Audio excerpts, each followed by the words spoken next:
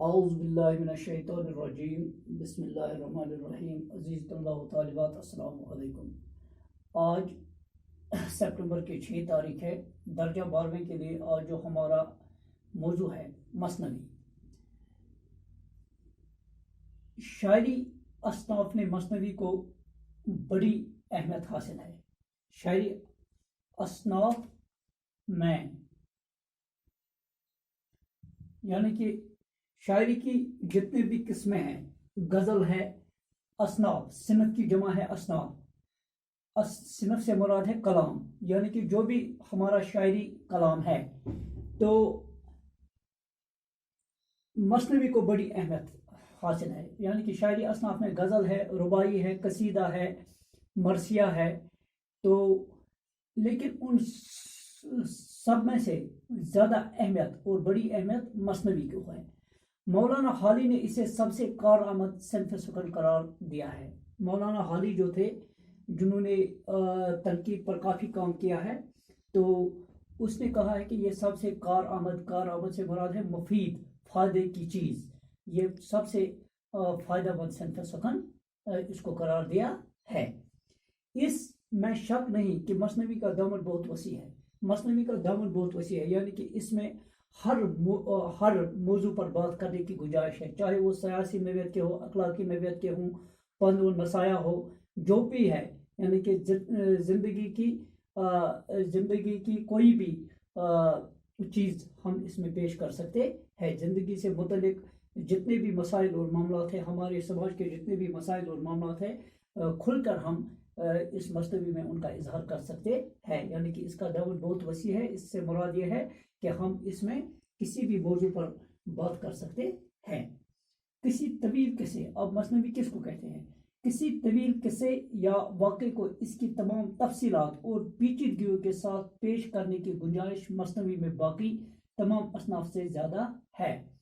کہ اگر ہمیں کسی قصے کو کسی لمبے قصے کو ہمیں، یا کسی بڑے واقعے کو، کسی لمبے واقعے کو ہمیں اس کی تفصیلات اور اس کی جو پیچیدگیاں ہیں ان کے ساتھ پیش کرنا ہوگا، تو سب سے زیادہ گنجائش اس چیز کی مثنوی میں باقی ہے۔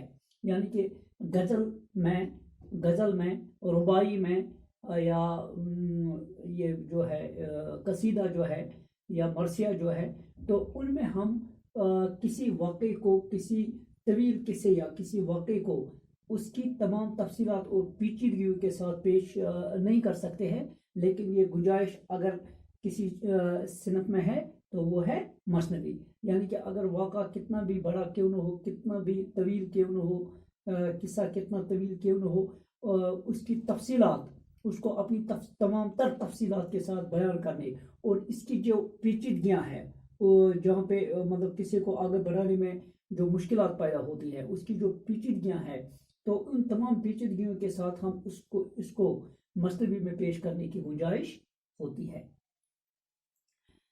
منتشر خیالات کی سماعی غزل میں ہے۔ جو منتشر خیالات ہوتے ہیں، جو کسی نظم میں نہیں ہوتے ہیں، جو یکجا نہیں ہوتے ہیں، بلکہ جو ریزہ کاری، جس کو ہم ریزہ کاری، غزل کے فن کو ریزہ کاری کہا گیا ہے، تو جو منتشر خیال ہوتے ہیں، جن کی کوئی ترتیب نہیں ہوتی ہے، تو منتشر خیالات کی سماعی غزل میں ہے۔ یعنی کہ غزل کا ہر شعر جدا گانا ہوتا ہے، ایک شعر میں ایک مضمون ہوتا ہے، دوسرے شعر میں کوئی کسی دوسری چیز پہ بات ہوتی ہے۔ یعنی کہ ان خیالات میں، غزل کے خیالات میں تسلسل نہیں ہوتا ہے، ان میں وہ ربط نہیں ہوتا ہے، بلکہ وہاں پہ منتشر خیالات کو سمانے کی غزل میں سمایا جاتا ہے۔ تو ربط مضمون، لیکن مضمون میں، یعنی کہ جو کچھ ہم پیش کرتے ہیں، جس پر ہم بات کرتے ہیں، اس کو مضمون کہتے ہیں۔ تو ربط مضمون اور ارتقاء خیال کے لیے مثنوی کا میدان موجود ہے۔ اگر ہمیں اپنے جس پر ہم بات کرتے ہیں، جو کچھ ہمیں پیش کرنا ہوتا ہے، تو اگر اس میں ہم ربط، یعنی کہ جو واقعہ، جو خیالات ہم پیش کرتے ہیں، ان میں ایک ربط ہوتا ہے، ان میں ایک تسلسل ہوتا ہے، وہ ایک دوسرے سے جڑے معلوم ہوتے ہیں۔ اور ارتقاء خیال کے لیے تو خیالات کی صفائی ستھرائی، تو اس کے لیے مثنوی کا میدان موجود ہے۔ یعنی کہ یہ چیزیں ربط مضمون کی گنجائش اور ارتقاء خیال کی گنجائش مثنوی میں موجود ہے۔ ضروری ہے کہ مثنوی کا پلاٹ مربوط اور گتھا ہوا ہو، کہ اس کا جو پلاٹ ہے وہ مربوط ہو، اس میں ربط ہو، یعنی کہ جو واقعات ہم پیش کرتے ہیں، جو قصہ ہم پیش کرتے ہیں، جو خیالات ہم پیش کرتے ہیں، ان میں آپس میں تال میل، ربط ہونا چاہیے، تال میل ہونا چاہیے، گتھا ہوا ہو، ویل نیٹڈ۔ جس طرح ہم مثال جب ہم یہ سویٹر بناتے ہیں اس کو اچھی طرح سے ہم بناتے ہیں، ٹائٹ کرتے ہیں، تو اسی طرح بنتے ہیں، اسی طرح گتھا ہوا ہو۔ گتھا ہوا سے مراد ہے یعنی کہ جو بھی واقعات ہے، جو بھی خیالات ہے، جو بھی واقعات ہے، تو ایک دوسرے کے ساتھ جڑے ہونے چاہیے، یعنی کہ یہ منتشر خیالات نہیں ہونے چاہیے۔ واقعات منطقی، یعنی کہ جو بھی واقعہ پیش ہو وہ منطقی ہو، اس میں کوئی دلیل ہو، وہ دلیل کے بغیر نہ ہو، اس کے پیچھے کوئی فلسفہ ہو، اس میں لاجک ہو، اس میں ریزن ہو۔ واقعات منطقی طور پر آگے بڑھیں، یعنی کہ جب ہم واقعات کو آگے بڑھاتے ہیں منطقی طور پر آگے بڑھیں، کہ ایسا نہ ہو، ایسا معلوم نہ ہو کہ یہ واقعات ان کو ہماری اصل زندگی سے تعلق نہیں ہے۔ تو مثنوی میں جو کچھ پیش کیا جائے، اگر وہ جو واقعات ہم پیش کرتے ہیں، جو خیالات ہم پیش کرتے ہیں، اگرچہ وہ کسی کے ساتھ ہو پیش نہیں آئے ہیں، لیکن ان کو اس طرح بیان کرنا ہے کہ انسان کو لگے کہ یہ کسی کے ساتھ ہوا ہے یا ایسا ہونا ممکن ہے۔ قصے میں آغاز، جو قصہ ہم پیش کرتے ہیں اس کا آغاز ہونا چاہیے، وسط ہونا چاہیے، اس کا درمیانی حصہ بھی ہونا چاہیے، اور انتہا موجود ہو، اور وہ اپنے کلائمیکس کو پہنچے، یعنی کہ جو قصہ ہم پیش کرتے ہیں کہ یہ معلوم ہونا چاہیے کہ قصہ کہاں سے شروع ہوا، اس کا وسط کیا ہے، اور اس کی انتہا کیا ہے، اس کا کلائمیکس کیا ہے۔ کرداروں کے بغیر کوئی قصہ وجود میں نہیں آ سکتا ہے، کیونکہ قصہ کسی کردار کے ساتھ پیش آ سکتا ہے۔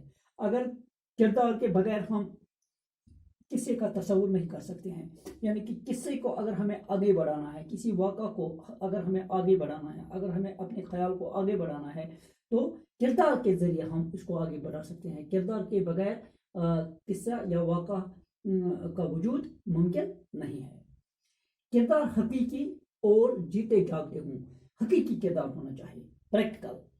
یہ ایسا نہیں ہو کہ جس طرح فوق الفطری عناصر کی بھرمار اس میں ہوتی تھی داستان میں یا باقی جو اصناف ہے، تو لیکن جو کردار ہو وہ حقیقی کردار ہو، یعنی کہ جس کردار کو ہم پیش کریں گے اس کے ساتھ جو واقعات پیش آتے ہیں وہ حقیقی معلوم ہونا چاہیے، یعنی کہ ہمیں جو واقعات مثنوی میں بیان کرنے ہیں کہ ہمارا ذہن یہ مانے کہ ایسا ہماری چلتی پھرتی یا ہماری سماج میں اس طرح کے کردار موجود ہے، یا جو اس کردار کے ساتھ واقعات پیش آئے ہیں یہ ممکن ہے۔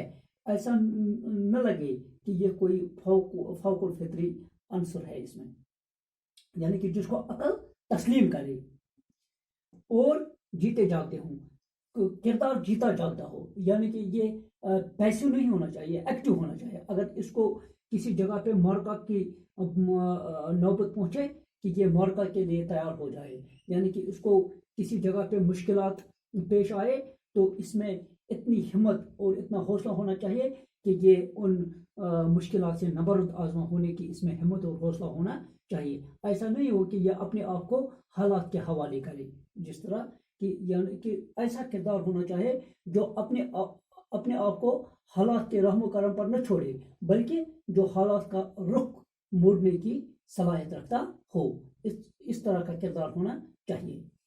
جہاں مکالموں کی نوبت آئے، اگر مکالمہ ہو یعنی کہ ڈائلاگ جس کو ہم بولتے ہیں، اگر دو کرداروں کے درمیان مکالمہ ہو، ان کے آپسی بات چیت ہو رہی ہو، کہ جب اگر مکالمے کی نوبت آئے وہاں یہ خیال رکھا جائے، وہاں پہ کیا خیال رکھنا ہے کہ جس کے منہ سے جو بات ادا کرائی جائے، کہ جس کردار کے منہ سے ہمیں جو بات کرانی ہے وہ اس کردار سے مکمل مطابقت رکھتی ہو، اس کے کردار سے وہ بات مطابقت رکھتی ہو۔ مثلا اگر کوئی کردار ایسا ہے کہ یہ جوشیلا ہے، اس میں ہمت ہے، اس میں حوصلہ ہے، تو اس کی زبان سے دھیمی بات ٹھیک نہیں رہتی ہے، بلکہ جتنا جوش، جتنا جذبہ، جتنا حوصلہ اس میں ہے، تو وہاں اس کو وہی لہجہ اختیار کرنا ہے۔ ہاں، اگر کوئی کردار کم ہمت ہے، اگر کوئی کردار پست ہمت ہے، یا اگر کوئی معمولی بات کہنی ہو کہ پند و نصایح کی بات، وہاں لہجہ ویسا ہی رکھنا ہے۔ علامہ شبلی نے مثنوی کے لیے 3 اوصاف کو ضرور ٹھہرایا ہے کہ علامہ شبلی نعمانی رحمۃ اللہ علیہ جو تھے، انہوں نے مثنوی کے لیے 3 اوصاف، وصف کی جمع ہے اوصاف، 3 کریکٹرسٹکس، 3 خوبیاں، 3 اوصاف مثنوی کے لیے انہوں نے ضروری قرار دیے۔ وہ کیا ہے؟ ضروری قرار دیے، ہاں، یہ ہیں حسن ترتیب، یعنی کہ جو ہم واقعات پیش کرتے ہیں ان میں ترتیب ہونی چاہیے، یعنی کہ اس کا، جیسے میں پہلے عرض کر چکا ہوں، اس کا آغاز ہونا چاہیے، اس کا وسط ہونا چاہیے، اور اس کی انتہا ہونی چاہیے۔ حسن ترتیب سے مراد ہے بہترین ترتیب، واقعات کی، خیالات کی بہترین ترتیب ہونی چاہیے۔